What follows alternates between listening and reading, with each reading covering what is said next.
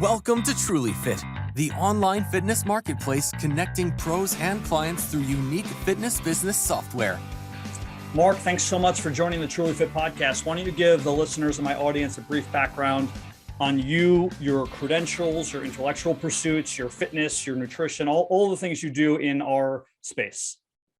Steve, thanks for having me on. I'm really looking forward to chatting today. Nutrition, fitness has been like the central part of my life over the last 20 years. I think pretty similar story in terms of upbringing. Played high school sports, was somewhat competitive, realized that the best way to get better at those was like lifting weights and focusing on what I ate. And I discovered that through that time that you could actually lift weights competitively, and got into some powerlifting, and was always kind of a science-minded kid, and thought about where I was going to take things. And I ended up at undergrad taking chemistry and didn't particularly love it. And I know all my friends were thinking they loved analytical chemistry. And I was like, I just want to hang out in the weight room. So went through the process of undergraduate in science, thinking where can I take things in the next step, applied for grad school in nutrition, continued to just focus on powerlifting, coaching people, all those things, but continued to get more credentials and ended up finishing up with a PhD in human nutrition, but really, really loved working with people one-on-one through this entire time. So I've been kind of on a couple decade-long journey of figuring out this whole nutrition and fitness piece and how it influences our body composition and overall health, and teaching what I know to others. And now transitioning more to in the business space in terms of how to teach other nutrition coaches how to grow profitable online nutrition coaching businesses. So that's kind of the briefest recap of me and where I'm coming from. And you're based in Canada, is that correct? That's right. Yeah, I currently living in Saskatoon, Saskatchewan, Canada. So forgive my naivety here, my American sort of ethnocentrism, but is the schooling, is the educational process the same in Canada as it is America, insofar as like the credentialing to become what you are? Yeah, it'd be very, very similar. Obviously, in terms of the nutritional hierarchy and stuff, we have differing levels in terms of like nutrition coach would be someone who is working not as credentialed, working with body composition clients, someone without active disease, that type of thing. We have registered dietitians, and the dietetics process would be very similar to the States in terms of 4 to 5 year nutrition degree with a practicum, that type of thing. And then more research-based pursuits in terms of higher education, master's degrees, PhDs, that type of thing. I feel like this would come up anyway in the conversation at some point. So let's just get it over with. I ask everybody this who's involved in nutrition on any level. Yeah. What do you think about the sort of the macro picture of the credentialing process, and who should be giving information and who shouldn't? Because I can tell you from a personal trainer's perspective, it's very frowned upon by the certifications. So let's say National Academy of Sports Medicine or ACE or all these people at first have been saying, no, if you're a personal trainer, you shouldn't be stepping on toes and you should sort of stay in your lane and not give nutrition information. But now they all have nutritional certifications that they hand out because they see all the marketing and the money inside of it. And it's just, it's a very confusing landscape. And I just like to hear everyone's perspective on it. Yeah, totally. I want to share my experience, and this is definitely something that is just my opinion, but what I've seen through training other specifically nutrition coaches, which would be, I guess I'm coming from a place where I spent 5 years working on my PhD, teaching 2 full university courses to the dietetics students. So I know, like, I guess both sides of the coin here pretty well. There's quite a bit of gray area in terms of who should be doing what. But I think where we can draw the line is that, well, first of all, none of the nutrition coaches that I train are going in and trying to switch tube feeds on a clinical patient, right? Yeah. Like it's not happening. And I don't know if that's the legitimate concern or who feels like what information is protected and who should be disseminating that and teaching that stuff. But I think the biggest thing being quite a bit of gray area. Personal trainers, obviously, I would say, in your experience, how many people are looking to come to you for training with some body composition related goal? Usually, be it secondary or like most of them. It's almost always the primary goal, unless I'm working with a post-op person, right? Someone coming to me pre or post-op for some sort of almost physical therapy-esque training. Yeah, totally. And like even in that realm, there's some aspects of nutrition that would make the recovery process much more effective, that type of thing. It's one of those things, it's almost disingenuous not to approach the nutrition component with a client, because in so many cases, they're looking to influence some sort of process that is completely related to nutrition. And that's not to say training's nutrition are important, but it's one of those things that is like so integral to the process. I feel like in terms of defining scope, someone with the right certifications, it's totally in their wheelhouse to give recommendations that would influence someone's body composition, be it weight loss, muscle gain, overall athletic performance, and that type of thing. Where the gray area is and where we can start to, define roles and draw lines in the sands is when there's active disease and a legitimate diagnosis. And I think the people that I train and what we teach is, number one, if you could consider that client a patient and not a client, you shouldn't be working with them, right? Like that's the big, like one of the biggest things. It's like, just think about this in that sense. If you're giving any recommendations that is going to influence a disease state that isn't controlled, that's also not in your scope.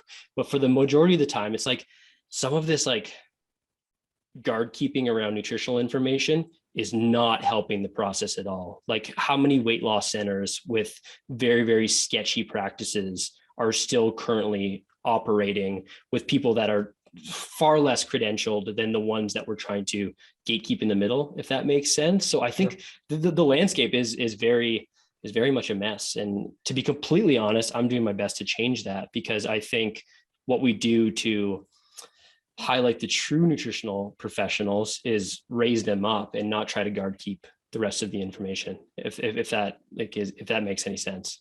Makes perfect sense. Yeah. And I'm just glad to have your perspective, being that obviously you're well credentialed in this area, but you work with other coaches and you have a good perspective on the full, like we keep using this term, but it just makes sense, the full landscape of what's going on. There are people who are giving information who don't seem like they should be giving information because they don't have the credentials, but actually through, anecdotal research and through working with hundreds and hundreds of clients and seeing successes, they're giving information. To compare it to something in my industry, Mark, is he was just on the Joe Rogan podcast, the knees over toes guy, who's now got 1 million followers. So it's always been this thing to say like, never knees over toes, never knees over toes. It's so bad for you. And this guy's proven everybody wrong, all the exercise prescriptions from the 70s, 80s, and 90s. And like now it'll take 20 years before the books are rewritten, but we're going to start using more knees over toes exercises to help with not only recovery, but all building strength. And I think there's those sorts of comparisons. I'm sure you know them better in the health industry, where there's probably a lot of things going on that are like, no, don't do that you see are working, and 20 years from now are going to be in the books.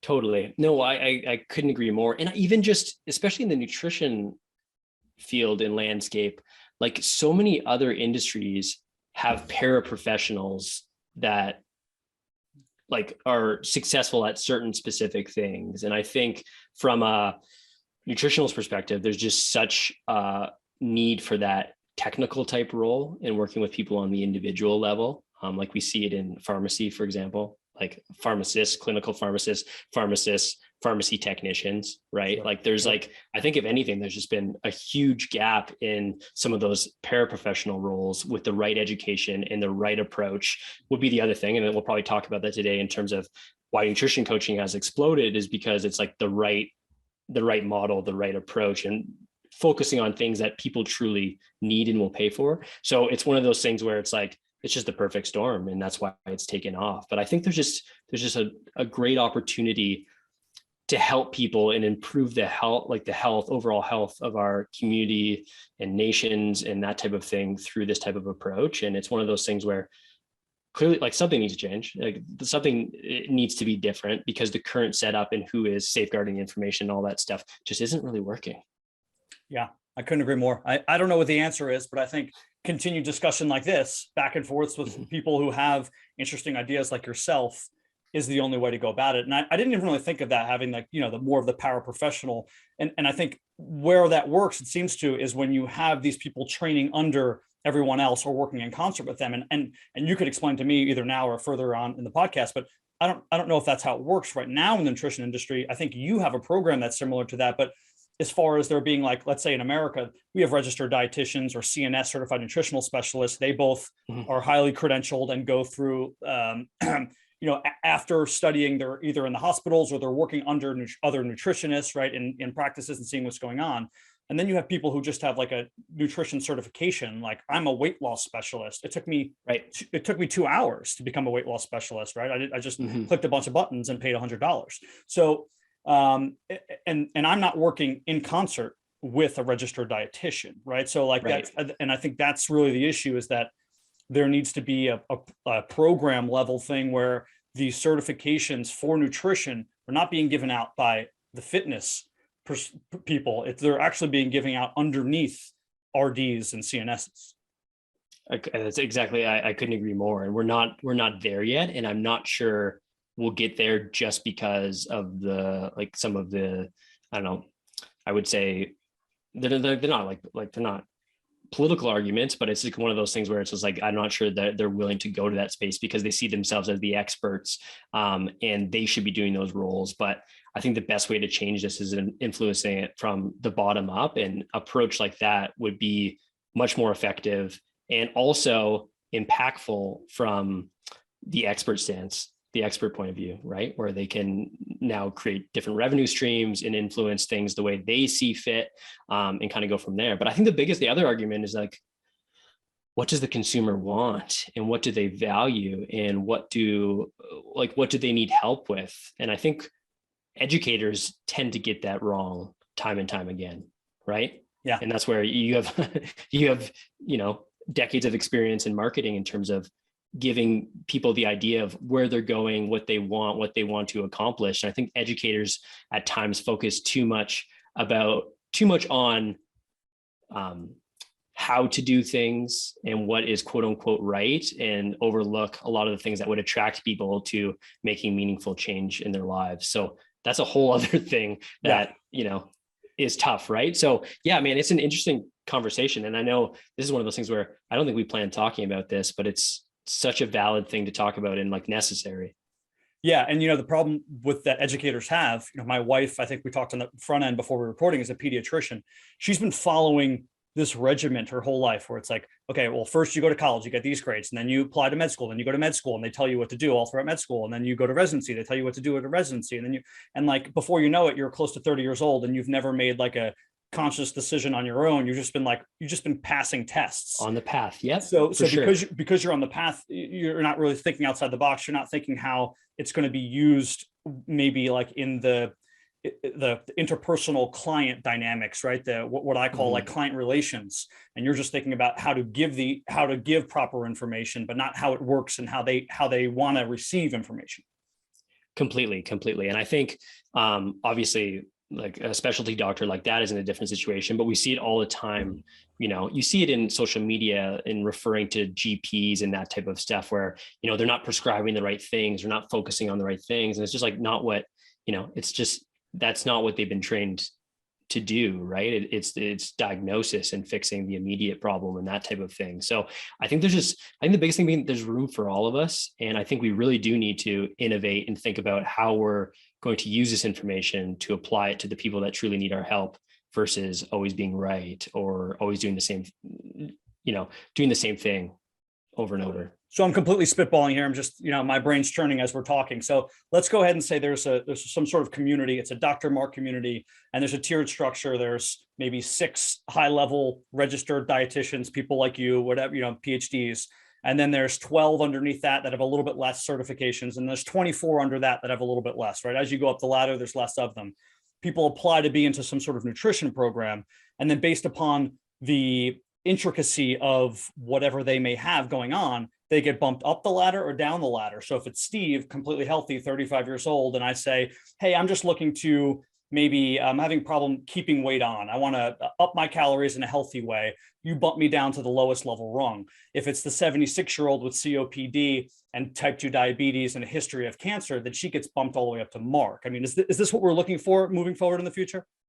Completely. And I think that's why coaching has changed things, because the model is different. There's a level of accountability and follow through and continuation of care that just isn't isn't done. So even Steve, who doesn't have any like overwhelming health problems or something, can still accomplish great things because you've had someone step by step guiding you through the process that we wouldn't be able to do with a GP or someone more specialized, because they just don't have the time.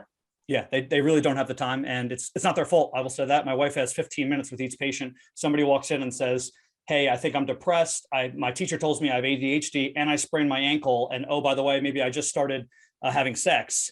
I have to deal with all four of those things as a pediatrician. And I have 15 minutes. So, and it's not their fault. That's just how insurance currently works. They have to sort of burn and churn, or else they won't be open. These places will close down if they don't see 24 patients a day. So it's, I talk about this all the time on the podcast, Mark.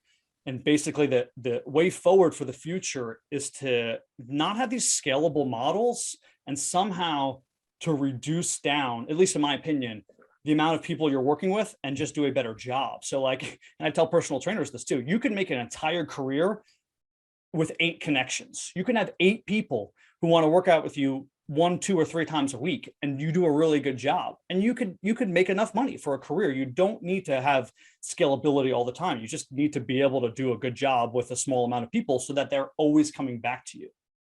Completely. Yeah. I couldn't agree more. And I think we're at the beginning phases of changing like some of the ways we approach the situation, be it like an active disease, but also just improving overall health.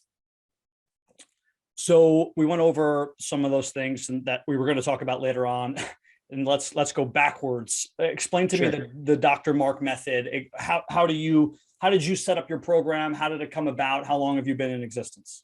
Yeah. So I mentioned earlier, like I really enjoy teaching and taught 2 full university courses at the dietetics level, and macronutrients and metabolism, and some like seminar-based courses and that type of thing. Really enjoyed teaching, but what I loved more was the application of nutritional research to give people results, specifically body comp. Like I spent a lot of time as a powerlifter teaching or coaching other powerlifters in 2-hour weight class sports. So it's like stuff that like, is results focused and that type of thing, as well as just like the business of the stuff. If I could tell you one thing I enjoy doing, it's selling things to people on the internet. It's like, I love it. I think it's just the coolest thing.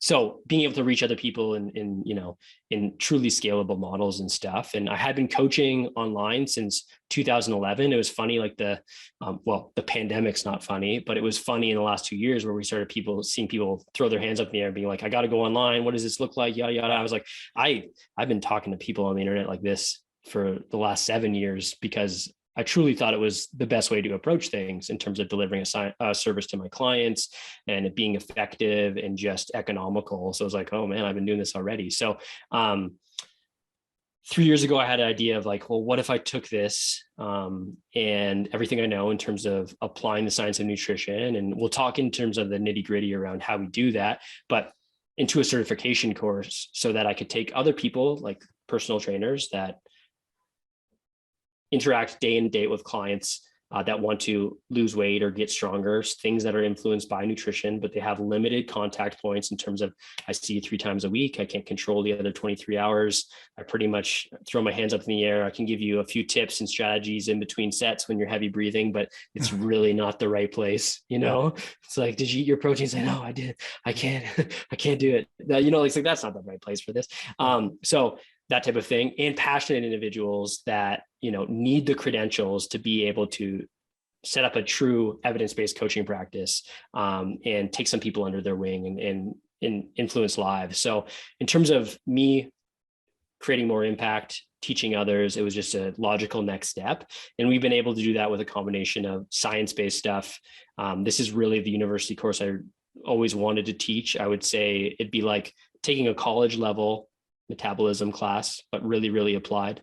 One of those things where it's like, where's the Krebs cycle? It's like, your clients don't care, like that kind of thing. So it's like really, really focused, but then also teaching people how to set up the actual back end business stuff so you can deliver an effective service. And at the end, what I think sets my program apart is I take our actual coaches will take someone under their wing and coach someone for like a real life practicum. So you go from start to finish once you've built out the actual process under my supervision. So from the first direct message, hey, Steve, I know you're really into this nutrition thing. I got some goals. What does that look like? You take them through assessment, setting them up on a plan, the sales process, marketing, that type of stuff, graduating a client and going from there. So you can build some confidence that you can actually do it on your own, which is definitely lacking in a lot of conventional certification programs, where it's like, I went through this and they didn't teach me how to coach people. I kind of thought that was coming and it didn't.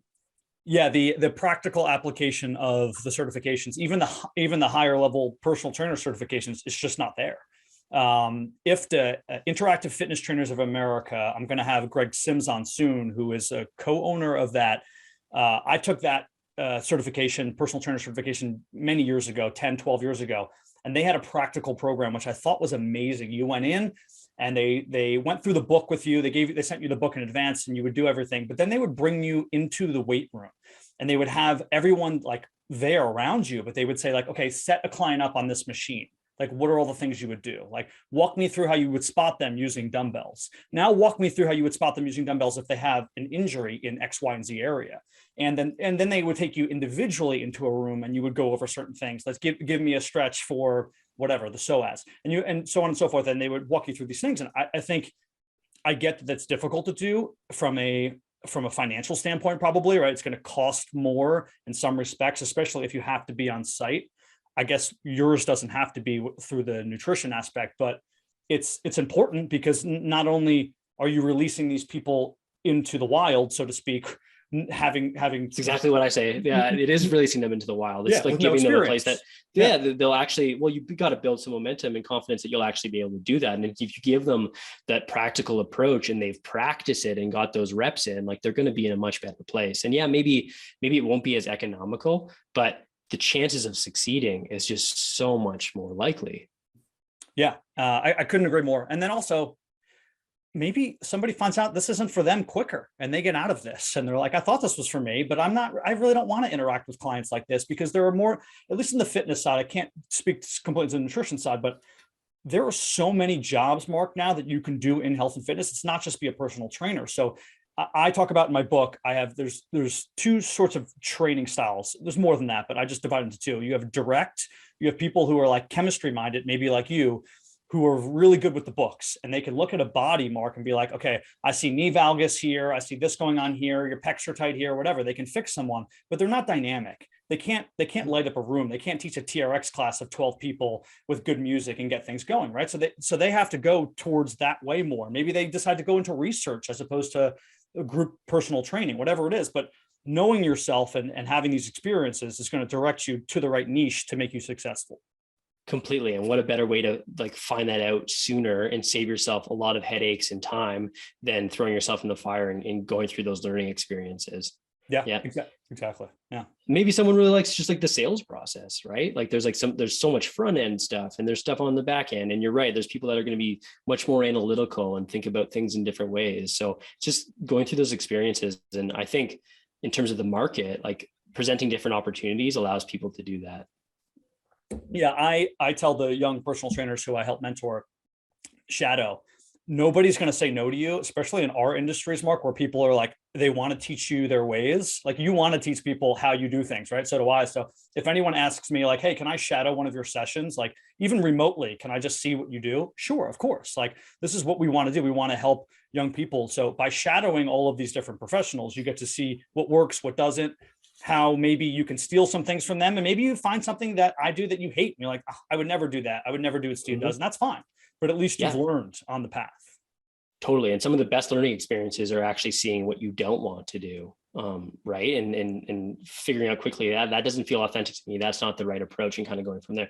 I think there's definitely a myth around people that are more established in their careers that they don't want to give away this information. And to me, it's like the complete opposite. Like, the only reason why my program costs any money is because it's the best way for people to take it seriously. And when people pay, they pay attention, and we're going to get better results, and it's going to help me create a better business. But I did do this exact same thing with people on a mentorship capacity for free 6 years ago. Yeah. Right. It didn't work out because, like that, but like, the people in these more established areas, they want to teach others people that they know. And that's the best way for them to continue to increase their impact and take it to the next level. So it's just creating and fostering more learning environments like that. Yeah, that paying and taking it seriously is very true. No matter how much we try to convince ourselves otherwise, I just paid, I'm not going to even tell you how much, but I just paid to sit down with a 19-year-old for 2 hours to be taught everything about TikTok, because I'm 36 and I don't consider myself like hip. I'm not with it. I have no idea how to do anything on TikTok, or like, it's just something I just never went down that rabbit hole. And, you know, if you have a business, and I'm actually having a TikTok expert on the podcast, a TikTok expert for business who shows businesses how to use it, to come on and talk about it. But I would have never just YouTube this stuff to find out about it. I had to pay somebody in order to sit down for those 2 hours to really take it seriously. Totally. Because you're at the point where you see the value, and what better way to take out that learning curve than to get someone that knows what they're doing. And in this case, it doesn't matter if it's a 19-year-old, if the 19-year-old is the best one to do it, it's like, yep, you're the person. Let's figure it out. I prefer a 19-year-old when it comes to TikTok. I don't want another 37-year-old telling me what to do, because I know that they know more. Exactly. Yeah. Exactly. Yeah, no. And I think there's just, wow, if I learned anything from not investing in some of these things earlier, is that you just end up wasting so much time. And that opportunity cost thing is not something you really truly realize until you've spent enough time in these areas to know that, man, I wish I would have done this sooner. Yeah, I couldn't agree more. So there's a few different areas we can go here now that you've explained that sort of those stuff. I think what we'll do is we'll go more like the marketing side first. I'll ask you some of those questions, and then we'll talk about the more of the science-based approach that you have, and maybe even your particular views on nutrition. So first thought that comes to my mind is, because we're already talking about it, pricing. How do you set pricing? How do you tell other people to set pricing when you have young, let's say, people who graduate your program and go, Mark, I have no idea what I should be charging. What's the advice that you give them? Pricing, it's just like one of those things that's like so entirely subjective, but we still need some yardsticks to think about, like, where do we start? What does this look like? That type of thing. Yeah. I always like using examples of, like, the young coaches in my program are always so shocked to realize that there's people out there charging $3,000 per month for a coaching program that probably looks not that much different than theirs in terms of the fulfillment. It's like it's very, very similar. And the lesson there is that if you learn how to market yourself, you get the right people interested in the solution that you provide. And then from there, if you can take them down a process where you've convinced them that this is a solution from them, and work on your sales skills, people will pay. It doesn't matter what they'll pay. They'll pay just about anything for an actual coaching service that helps solve a problem that they've never been able to solve themselves. So, like, that is always the example that comes to my mind, because when people undervalue their services, it just doesn't work out for anyone. It's one of those things. So we kind of start with that lesson. It's like, what do we charge? Probably more than you're currently charging. But where do we come to that number? It looks a lot like, number one, using things like, how long is this? How much time are you going to spend doing this actual fulfillment with a person? What does the market kind of dictate for a beginner to intermediate level coach in a lot of these areas, that type of thing? And how much experience do you have? And what it looks like is most intermediate coaches on a per monthly basis, not a package, are typically charging between $125 and $175 per month for a nutrition service, probably a little bit more if they are packaging it with training or something like that. Mm-hmm. As you get more experience, upwards of $200 to $300, and $300 to $500 plus for someone that has quite a bit of experience and is niched down in terms of specific pain points and has become the expert in a really specific area, is kind of where things go. Now, I think the biggest thing and where people miss opportunity is that they hang out at certain price points for way too long. I think once you get some validation around people are compensating and paying you for this, once you get some people in, you should be more open to price bumps sooner, so that you can make more money and start to prioritize your service, right? And that probably looks like, starting to reconsider bumping your prices once you've got 10, 20 people through your coaching service, and then continuing to kind of reassess things and what you'll need to get to a certain point. Yeah, that's great information. And I think what registered with me, what stuck with me, because I have this problem, is I forget that what I do is so easy for me that I can do it in my sleep. I can work virtually. Somebody could have a band and a 5-pound weight, and I can give them a better exercise regimen than 95% of other trainers, right? So because it's so easy for me, because I've been doing it for so long, and it doesn't take much effort on my end, I sometimes try to price accordingly to that. And I have to convince myself, no, I'm selling not only my time, but my knowledge that I've accrued throughout the years. And I have a hard time actually doing that myself. Totally. And I think that even with your experience, specifically being an expert in that area, someone's paying just as much for you tell them what not to do and what just to focus on. Right. And I think that's what good coaching and training and guidance is that like, no, specifically, this is what you need to do, not the rest of this stuff. Right. So it's almost like seems super simple for you, but it's like, no, this is what this person's overlooked for the longest time, is because they've been led astray. They haven't been consistent. They haven't focused on these things. And this is literally all you need to do, not everything you need to do. Yeah, I try to convince myself too sometimes, because I it's really hard for me, like to compare myself to like an athlete too. It's like some of these athletes who are the best of the best, it's very easy for them. That doesn't mean they should be paid less, right? Like Steph Curry shouldn't be paid less to hit a 3-pointer because he can hit a large percentage of 3-pointers and I cannot, right? He should be paid more because he's really good at that. And I have to convince myself, just because the process is easy for me because I have all the information in here, doesn't mean that I didn't do a lot of work on that front end to acquire all of that processes, which means that I should be charging more now. For sure. And thinking about that investment accrued over years and what that looks like and kind of going from there. And I think that would be one of the biggest things. I think, honestly, not even just, we all know beginning trainers and coaches that don't have a problem with this and charge what they're probably worth. Whereas I think sometimes it becomes just as problematic when someone's more experienced and they truly undervalue these things, because people get into this stuff because they're passionate about it and it's made a difference in their lives, and they almost feel bad about charging for it. Right. It's like one of those, like, who am I to do this? Like, I'm supposed to be helping people, that type of stuff. And it's just, that mindset doesn't help anyone, because people don't take it seriously. You don't make enough money to truly prioritize it and get to the next level. And unfortunately, like, money can be taboo in some situations, but it does help you create more impact. It does help you prioritize things. It does help you reinvest in your services. So we kind of got to think about it, kind of take some of that, I don't know, icky feeling away from it. Yeah. And I would say, again, this is far from my expertise, but if you just can't do it, if it's not for you, then find a way to have like a third party charging service where like you don't even talk about the finances. There's just a number and somebody comes to you and you're like, sorry, like, I work in concert with someone else. Like, the price is the price. Like, I don't talk about prices. If you can't do the package, that's fine. I'll try to refer you to someone else. And if you can do the package, that's the price, and try to make it separate from like the actual work that you do. Completely. Yeah. That's a really good way of approaching that too. I mean, it's a bit of a Band-Aid, right? Because we're not taking someone, to the next level, but same thing being like, my business coach will kill me. Like, he's gotten me to this point where like, if I charge any less than this and I make any like discount, or if I slash my services, he's going to kill me. He could be fictional, but you got to stick to your guns, because when people pay, they pay attention, right? Yeah. I mean, when I don't want to go out on the weekends, I throw my wife under the bus. So, you know what? I really want to go out. I want to see you guys for dinner, but my wife says we got to spend time with the baby and do whatever. So I take that methodology. I just throw other people under the bus. Patterns, man. It's strategies. That's my strategy. We'll see when it backfires. But as far as let's skip the social media marketing. I already talked about how I'm the worst TikTok person of all time. I'm learning. What are a few let's start with mistakes. What are a few key mistakes that people make when using social media marketing as a nutritional expert, counselor, coach? As someone that is completely science-minded, and I found marketing my services, probably number one being something I didn't understand at all and knew was a thing.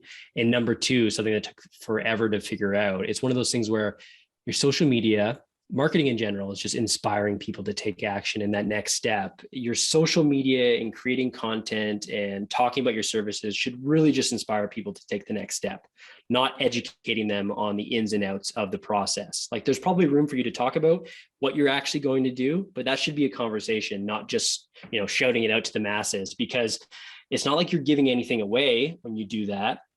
Because it's all out there. All the information's out there. There's more content around what people need to do and how things work than ever before.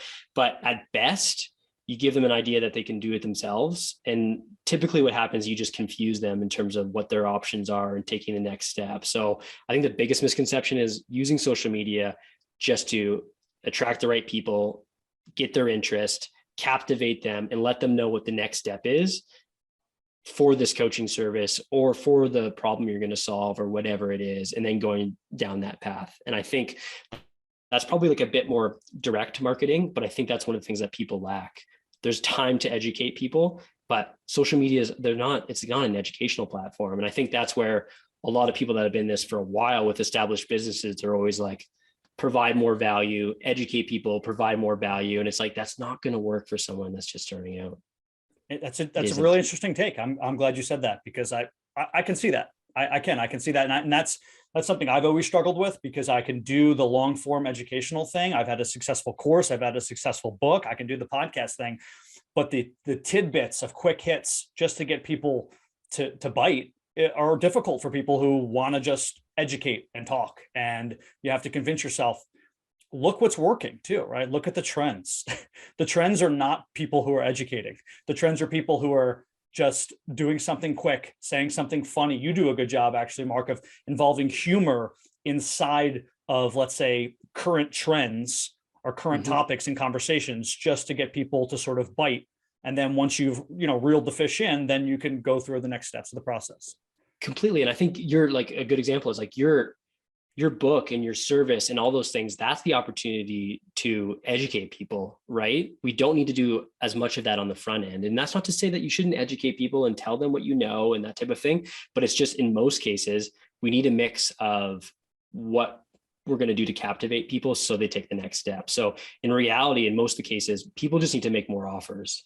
If you're this type of person, you're suffering with this, you'd like to accomplish this, here's what I got for you. Here's the next step, that type of thing. Most people I've talked about in this domain, and I think I would concur. So I'm just throwing it to you. It doesn't matter if you disagree or not. Just want your thoughts on this, because you're good at it. Yeah. Should you have just a small, I would say, presence on all of the platforms, but then really focus on one, so that you have a better, let's say, expertise in said platform? Or what is the process of building up? Because now you have LinkedIn, TikTok, Instagram, Facebook. I mean, I can keep going. So it's like, okay, which one do I pay more attention to? Or do I have to spread my time out equally amongst all of these things? That's a really good question. I think if you were starting out, you should definitely master one platform, because there's similarities in terms of like marketing principles and stuff. That is, ubiquitous throughout all of them, but generally, like, there's things that change and that type of stuff. I would get good on one platform first, and then go from there. I've gotten to the point where, like, personally, I'm spreading content out over different things, but also, I mean, one of the best things you do can get to the next level in your coaching business is niche down and get more specific. I think the best thing you can do is think about, where are the people I'm trying to reach? Like, where are they hanging out? Right? Like, if you're, if you're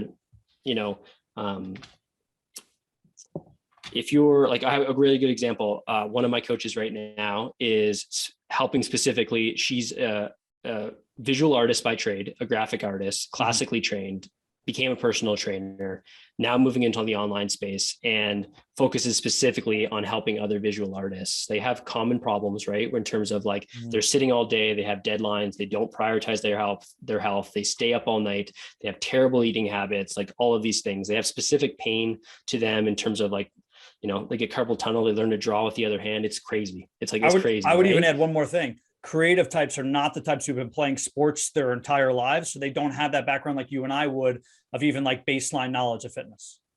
Completely. So no, entirely. So where does she find out where these people are hanging out? Like something like Twitch, right? Like, she streams her doing art, talking about these things, intertwining it into that kind of stuff. Like, that's a really good platform for her. So it's thinking about getting good on one and maybe having a presence on a few, but spending the majority of your time getting good on one and then kind of going from there. Because if you're working with busy professionals, like, go on LinkedIn, like, you can spread your content out there and get really good on that platform. And the things that work on LinkedIn are not the same things that work on Instagram. The things that work on Facebook right now, like, it's completely different than what it is on Instagram, like, especially in terms of like calls to action and the mechanics of getting people engaging. It's like entirely different. So like, the best way to get some traction is to get good on one. Yeah, I agree completely. And that's most people's answers when I ask that question, who are good at what they do, like you do, it in and around that realm. I will say, I do think it's important to have, even if it's just a small presence on almost all the major platforms, because what happens is sometimes somebody uses one platform more than the other. Let's go ahead and say Steve uses LinkedIn all the time, and I look for Marc, and Marc doesn't exist on LinkedIn, then I never find you. So at least if you have like a small presence, but all of those links, no pun intended, links on LinkedIn or direct me to your main, to, like, let's say Instagram, where Marc has 15,000 followers, right? So I think that's the start of building it, because you don't want to be only on 1 or 2 instead of 5, because you could lose people searching for you. Completely. I know, I couldn't agree more. Actually, in kind of a similar vein, but a bit different. This is one of the reasons why you should be active on social media in general, because a lot of our businesses are, without a doubt, still referral businesses. And even if you're doing the organic social media thing, trying to attract people that are referrals are still going to vet you on social media and look if you're active. Are you still doing this? Are you doing these things? They're going to do it. And you actually miss, because you're thinking, oh, my clients are referrals, I don't need to do this. You're missing all the people that searched you out based on a referral, didn't find anything, and never followed up because you weren't active, you weren't real. Totally. Yeah. And I mean, I've done it myself. I've probably done it this week, searching for someone in some respect, whether it was a potential podcast guest or somebody else. And in one area, they just come up dry, or they haven't posted since 2020. And you're like, they're probably not doing this anymore. Well, maybe they just stopped posting on that platform in 2020, but that hurts them. So that's why you have to keep it up. It's just part of the deal. I don't like it. I don't like to do it, but that's how to be successful in this day and age. Completely. You have to document what's going on. I would also completely agree with you. If I could like live in the woods and not do any of this stuff, probably wouldn't, but this is what it entails. So let's go over some of the science now. What does Dr. Marc believe from, again, a macro perspective about nutrition? Do you have dyed in the wool beliefs about something, or do you just looking at each individual client and writing sort of exercise and diet prescriptions based upon whatever they have going on?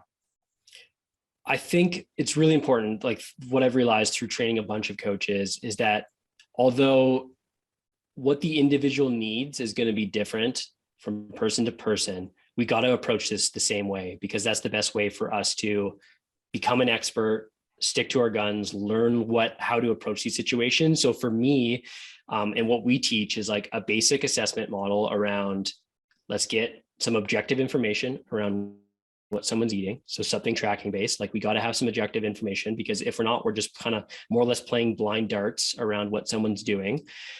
Getting some objective information, seeing what's holding them back. There's some major trends around like weight loss and muscle gain, right? In terms of, obviously, energy intake is a main driver of a lot of these things. So getting a better sense of what someone's eating, what is that made up of, what is holding them back, and setting some structure around that so that they can reach their goals would be the biggest thing. So flexible dieting, like we have to have an objective component, getting people tracking. That's one of the best ways for our clients to be more mindful of their choices, to be more aware, to become more educated, that type of stuff, is get into the nitty gritty of what they're eating on an objective level. A lot of people will say, well, you need a PhD to track your nutrition. Oh, there's like all these inaccuracies and you got to get better. It's like, I think you need a PhD not to track your nutrition. I think you should get a better sense of what you're eating and what it looks like. And it doesn't need to be perfect. So an objective, but within that, I think the art of coaching and what one of the biggest nutrition certifications focuses on is a lot of this habit-based stuff that allows you to fill the structure, that allows you to adhere to certain things, that allows you to take action to actually do the things you need to do. So I think we like to call it structure and habits. So it's like some objective components in terms of calories, macronutrients, hydration, fiber intake, all the things that allow people to reach their goals and what the textbook says in terms of evidence-based practice, but now also giving them the skills and helping them and holding them accountable to building habits to filling that structure. And we need both. And if you focus on just one, you are kind of playing blind darts around, yeah, maybe this feels good and maybe it is a little less invasive, but it doesn't really set up people to get results. And if you focus just on this, they don't have a true understanding of what's changed and don't have long-lasting habits that allow them to, carry on with the rest of their life. Yeah, that makes perfect sense. And that seems like a great way to approach it. But I'm going to give you a difficult scenario now. Okay. So I'm a client and I come to you and say, hey, Mark, I want to work with you. But caveat here, I am on X diet and I want to stick on X diet and just you to tweak it. Would you go ahead and do that and work with them if they're on a particular diet type? Let's say they're on the keto diet or they're on some sort of whatever, like low fat diet, whatever they say that they're on. Will you work with them? Will you say, hey, listen, you have to forget all of that stuff and we have to start anew? No, I definitely, like, in terms of dietary preferences and stuff, people can eat a differing, like most fad diets will focus on one specific macronutrient and demonize another or specific type of food. There's still scientific principles in play. And even if it isn't quote unquote how I would approach my diet, there's still things that we can tweak within what we know, be it keto, making sure that there's enough protein around, even if there's very low carb and higher fat. So people are still in a calorie deficit if they're looking to get leaner or that kind of thing. So it's still just using those principles, but I think we still need an objective component and we still need to, go about it this way. I personally, in my own practice, and this is what I teach, I would, in most cases, would take a harm reductionist standpoint, which is someone likes it, it's working for them. There's probably some small tweaks. The best way for them to trust me, get a better sense of what is best for them is that I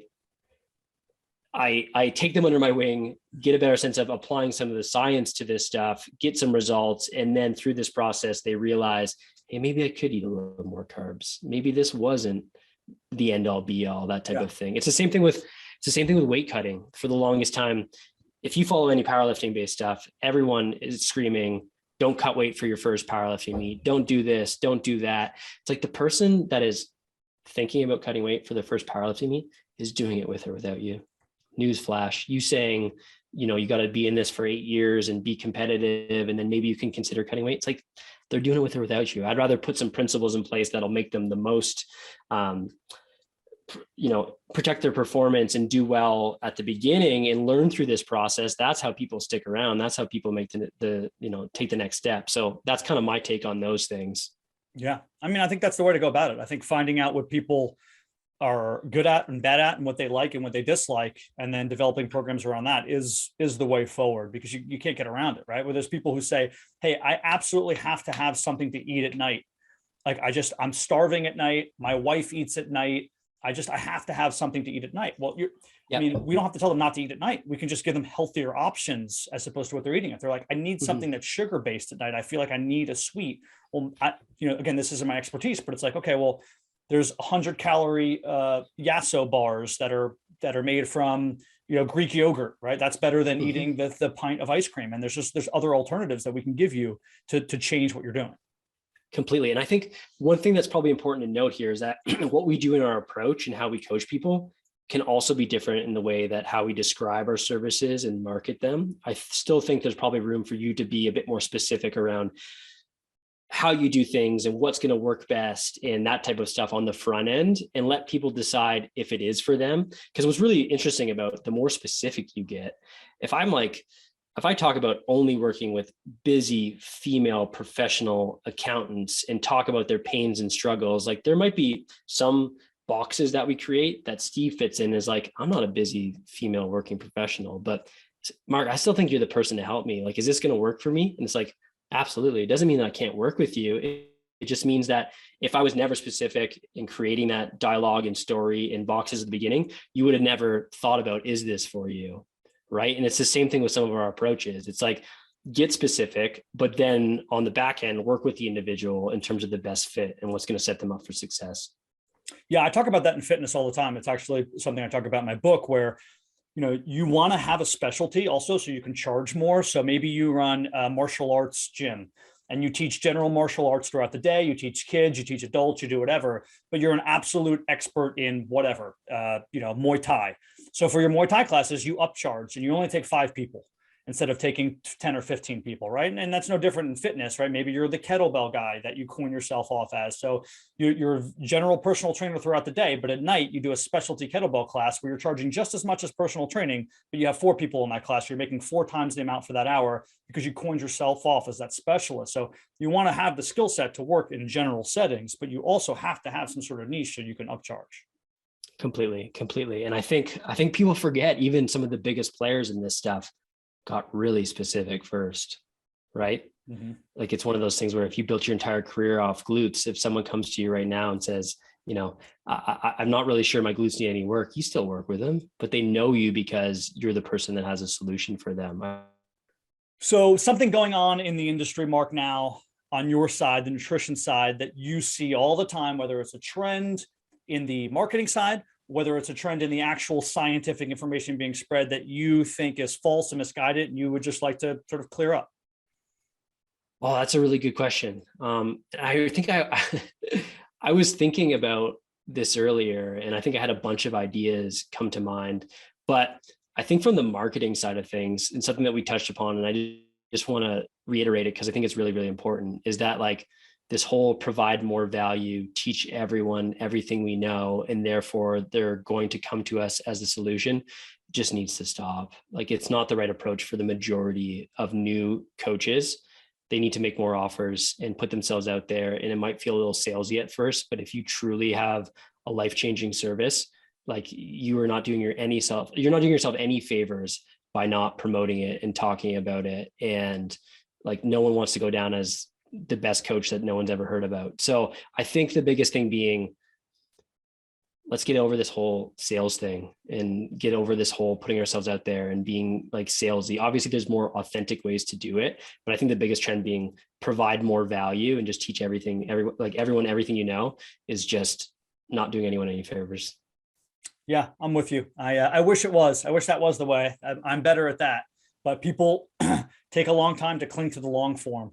They're going to cling to the short form quicker. We see it. There's a reason why TikTok is, there's more people on TikTok than LinkedIn, or more people on TikTok than listening to my podcast, because that's how people digest information now. And, but again, I think there's and this is not my specialty anymore, but there's a lead-in process, like you talked about. Maybe they see the video on TikTok and they like and subscribe, and then they see another information. Then they go to your Instagram, and then from your Instagram, they end up clicking on your link and they end up joining your course, right? It's just you're just funneling them more or less. Completely. And I wish there was a more clear, I'm very analytical. I wish I could tell you the exact time frame that takes, but we are farmers. We're not hunters. Like there's a process that like you got to plant the seed, you got to nurture it, that stuff. That doesn't mean making more offers means that when someone starts following you, you DM them right away and say like, hey, let's jump on a call and get you signed up for coaching. What it means is though, like you give them the opportunity more frequently to work with you. And if you don't do that, then it's never going to happen. But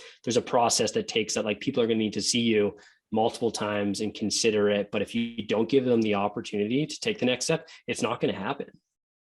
Yeah, I couldn't agree more. And I just want to reiterate something else we both talked about before too. When you're going through this process, really analyze what you're good at and what you're not good at in that space, because there are some people who are just not going to be able to do certain things. It's probably a little bit different in nutrition, but in the fitness world, you might love one thing over another, but if you're not good at it, you're not going to be making money in that area. So you really have to second guess and say, like, is this the space for me? Like I know the girls who I work with who loved bar class. It was their favorite thing to do. But in bar, there's a lot of cueing and a lot of instruction. And she was shy. And she just wasn't really good at that part, but she was really good with the body. She understood the body, the muscles that were working. I said, well, then your best bet is to, start making videos where you can edit them and cut them out, and you're not in front of people in the middle of a class, and you're describing all the muscles that are being engaged while you're working through bar class. Use your skill set to your advantage. Don't work against yourself. Completely. No, that makes a lot of sense. And I think a lot of times we probably just like force ourselves into situations and try to make it work when it really shouldn't, but just figuring out quicker what's what and where to go from there, would be one of the best approaches. One question here, and you can say pass if you don't want to answer it. What is your thoughts on intuitive eating? I know this has been a big thing. I did a podcast on it with a lady who is, sort of pro intuitive eating, I guess. I'm skeptical, to say the least. I'm not really sure. Again, it's not my area of expertise, but what are your general thoughts on intuitive eating? Oh man. Well, first of all, there's tons of confusion around this area. Intuitive eating was not created as a way to control our body weight or influence any of that stuff. And my take on it is there's going to be some people that I experience in my practice that don't want to do a predominantly tracking based approach or more objective, or maybe they don't have anything that is a body comp goal, that type of thing. Like a lot of these practices are a better bet for them. Like it's a better thing. In terms of just, I think there's this misconception that in intuitive eating, you just eat whatever you want based on your body and your cues and all that stuff. And it's like, it's not about that at all. And actually I think a lot of ways, there's some good scientific principles to it. And there's a lot of stuff that maybe is influenced as kind of backlash to the current state of dieting and nonsense. So number one, it was never meant to be something that controls our body weight. So trying to use it as a tool for that is confusing and not effective and doesn't even make sense. And the creators of this type of thing would be the first to tell you about that. But I think the biggest thing, giving people more options around how they approach what they eat and what works for them is absolutely the best. And that means that I'm happy to refer people where I hear certain things about what they're struggling with and what they would benefit from to them, to someone who is an expert in that area. Right. And I do hope, this isn't always the case, given the current state of our industry, I would hope that would also go in the opposite direction in terms of, someone that needs a more objective approach and some of these things that isn't necessarily, has no issues with the objective components or, current issues or issues with disordered eating or anything like that. I hope it would go in the other direction as well. But I think the biggest thing being, it wasn't meant to. I think you're starting to see some people jump on the bandwagon around it being, a solution for fat loss or weight loss or what we should be focusing on. But if you look at the spectrum of things, I think there's probably something in between there, which would be more mindful eating practices based on hunger cues and stuff that might not be as objective. That it's really in reality where we're trying to get most people to anyway, is that like, maybe we don't need to be tracking all the time because you've built up the right habits and awareness and strategies around food so that, you can be more mindful. Me specifically, I don't track what I eat anymore, but I can tell you pretty much how I feel, what my habits are, what that looks like, and what I need at specific meals to keep things in check, that kind of thing. The first thing I do if I have something specific I'm looking to accomplish, though, would be get back to the objective parameters of nutrition and that type of thing. So does that answer your question? That totally answers my question. And actually the very last sentence you said really answered my question insofar as I feel the same way. I don't track what I eat because I have for a long period of time. So I understand my body and I have a relative idea at all times subconsciously of not only what I've been eating and what I'm eating, but like the caloric amount. Again, subconsciously, I'm not even thinking about it, but I just know because I used to do it for so long. But I think my issue with the intuitive eating, number one, is like you said, that the definition and the name sounds odd because everyone says, well, it's not exactly you just eat whatever you want. I'm like, well, then they need to change the name because intuitive eating does actually mean that if you break down the definition of intuitive and eating. But secondarily, it's that I think some people are naive to think that everyone has a really good idea of what's good and what's bad. So Marc could intuitively eat because of his expertise. But if I'm just, let's say, a poor rural 16-year-old and I don't have an education yet on what's going on and what works in my body and what's not, intuitive eating is probably not the best thing for this person because they don't even understand the simple concepts of food yet. Totally. No, I completely agree. And I think there's been a lot of backlash in terms of like, I think if we think about all this stuff on a spectrum in terms of like kind of wacky dieting practices and stuff that's overly restrictive and who that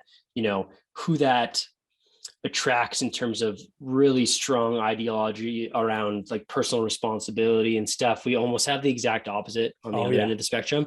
Right. And like, it's weird. Like sometimes we have a spectrum, this stuff kind of comes full circle sometimes around like some of the viewpoints around how people approach these things and like socially, politically, and all that stuff. So it's like, I think what it's done has got people to take a step back and think about, what are some of the pros and cons of all of these things and drawbacks and who's it for and that type of stuff, which I think has been important. But just like anything else, there's cons and disadvantages and that type of stuff with both a tracking based approach and that kind of stuff. It's just, it's interesting for sure. And I like to stay out of it because arguing about it has done anyone like no favors at all. I don't think. You know what? I've never thought about it that way. And the second you said it, all of these people who are on each side of those spectrums came rushing to my head. And I said that it really is almost like a political ideology battle thing, where one side has gone so far to say we have to track every single thing and you're only allowed to eat meat. And the other side says, actually, not only can you not only have to eat meat or vegetables, you can eat anything you want at any time and never worry about it ever, right? So like you have these two diametrically opposed views, and some of them are because they're trying to oppose the other person. So you have someone like the Liver King who says, I don't even eat meat. I just eat organs of animals, which if anybody knows this guy, he is on at least 800 milligrams of testosterone a week and probably Deca and a few others. And it's complete nonsense, right? Like he's loaded with steroids. And then you have other people who said, I eat whatever I want at any given time. And like you said, it's eventually, I hope we all find our way back to the middle and worry about like, what's the term that you and Danny Lennon both use is, you said it earlier on in the podcast, it evades me now, but nutrition based, evidence-based nutrition, which I think is really what we need to come to. Yeah, no, completely. And I think there's room, like the weird thing about those, like, you know, diametrically opposing opinions is that like the middle starts to disappear. Like it's like we sometimes the pendulum swings and it swings too far. And maybe it'll correct itself. But like as we stretch on either side, it's like, man, this isn't helping anything. If anything, it's making it a bit more confusing. But I think overall, it's been a good thing. And I'm happy that people have options, and I'm happy that people have different ways of approaching things. I just hope that it goes like in both ways in terms of strategies and things that could be meaningful and impactful for different people. I'm doing a podcast with an RD coming up basically about vanity and health. And for me, it's a interesting thing because I don't have any like sort of vanity, I don't know what you want to call this, like psychosis issues, right? Like I've never been worried necessarily, overly worried about what I look like. So I can't put myself in that person's perspective. But because I've worked with seniors as majority of my population, I am deathly worried about how I will feel. So I'm so concerned with being injured that I do everything to avoid being injured. And I'm very hypersensitive about that. And my training regimens are, and how I work with my clients are for me. And that's a big thing that I promote is training for your older age, much like you'd save money for retirement. You have to save your body and train so that you're not injured into old age. And I think that, you know, training has gotten to be such vanity based. Do you find that in what you're doing? I know vanity is a good, what I would call like, it opens the door, right? It leads people into nutrition and health. But do you find that it's the only reason? Are people only coming to nutritional counselors because they want, and coaches because they want to look better? Or is there more of a health component here too? There's definitely more of a health component. I think what we're facing in that example specifically is that like there still is a marketing problem. And I think a lot of times people will invest in these services, learn more, and investigate them because they have maybe a more aesthetic reason to do it. But what they find through the process is that there's a lot more to this, and there's different phases and there's different things to focus on. And what I thought would be ideal isn't actually the case, but we can't reach them and we can't get them to that point if we don't ultimately give them what they want at first in terms of marketing and getting them in the door, and then ultimately, you know, delivering on what they need.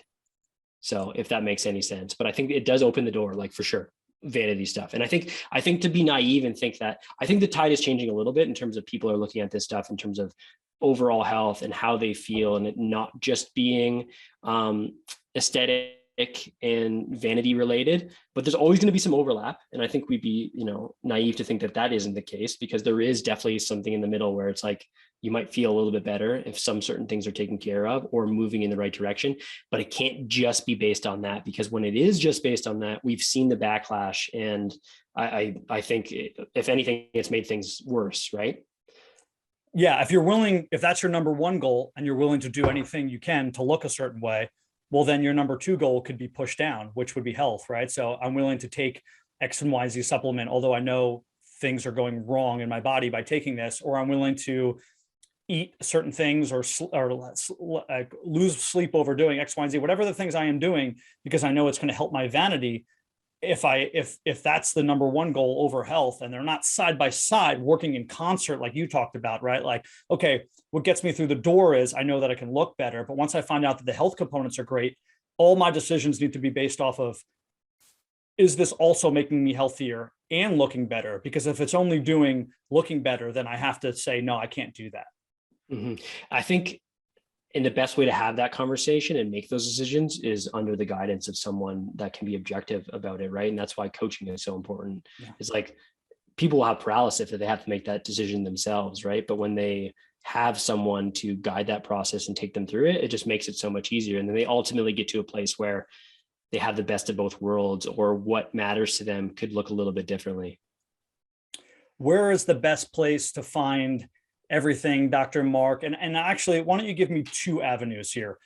General population, people who might be interested in nutrition programs, and then let's say personal trainers who might be interested in learning the Dr. Marc way, and maybe they even have specific questions for you concerning marketing and how you do things. Yeah, great. No, I'm most active on Instagram, and that's probably where you can find the majority of my nutrition coaching focused work. I post like 3 times a day. I'm definitely active on there. Feel free to DM me and we can chat about where you're at and how I could potentially help. And then if anyone is looking for nutrition coaching specifically as an individual, maybe you have a weight loss goal or, performance-based goal, www.polyhealth.ca would be the one-on-one coaching arm of our business. My guest today has been Dr. Marc Morris. Marc, thank you for your time. Thanks so much for having me on.